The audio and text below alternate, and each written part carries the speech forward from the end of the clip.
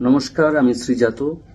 আগামী 21 মার্চ গড়িয়া গ্রন্থমেলার উদ্বোধন অনুষ্ঠানে সাক্ষী হিসেবে হাজির থাকব আমি।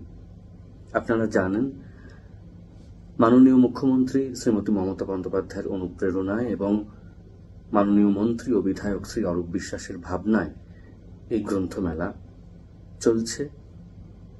সঙ্গে থাকছেন এই গ্রন্থমেলার সভাপতি শ্রী রাজা রায় এবং পৌরপিতা সন্দীপ দাস। আনন্দের কথা এই যে আমাদের সময়কার কিংবদন্তি সাহিত্যিক শ্রী শীর্ষেন্দু মুখোপাধ্যায় উপস্থিত থাকবেন এই সময়ের অগ্রগণ্য কবি শ্রী সুবোধ সরকার। তাদের পাশাপাশি আমারও থাকার সুযোগ মিলছে গড়িয়া গ্রন্থমেলায়। দেখা হবে আপনাদের সকলের সঙ্গে। আসুন, বই পড়ুন, বইকে ভালোবাসুন।